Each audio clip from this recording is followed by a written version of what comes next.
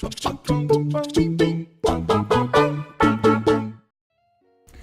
everyone! Welcome to another episode of Foodie Pinoy. Today, we're going to cook chicken in coconut milk or Ginataang Manok. This dish is always best with papaya and green leafy vegetable. We can also call this Bicolanong chicken. Let's proceed with the cooking. We will need 700 grams chicken, 4 cloves garlic, 1 medium-sized onion, 1 tablespoon cooking oil, 1 thumb-sized ginger, half a teaspoon pepper, 200 ml coconut cream, papaya, kangkong,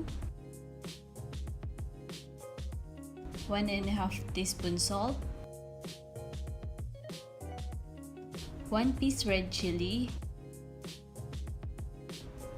1 piece green chili,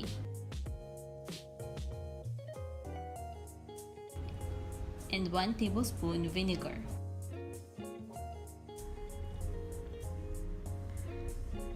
Heat oil in a pan. Saute the garlic,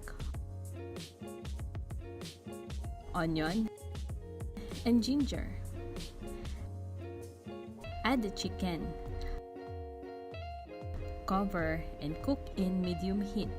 Just let the chicken to brown a bit and release its juices.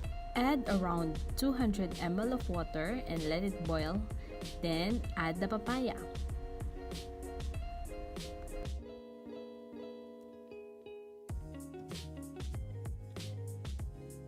Cover and simmer for 10 minutes until the papaya is cooked. Pour in the vinegar and coconut cream.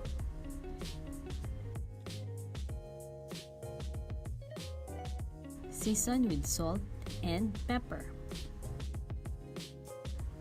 And simmer for 2 minutes. Add the green chili and red chili. Then add the kangkong and simmer for 1 minute.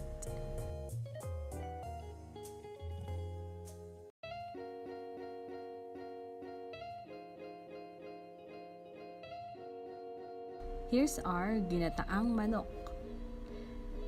Serve with rice and you're good to go. Enjoy!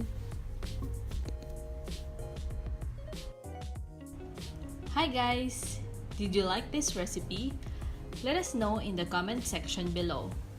Hit like if you enjoyed this video. This will help us know that you are enjoying our content. If you haven't subscribed yet, click subscribe button and make sure to click also the bell icon so you'll get notified once we release new videos.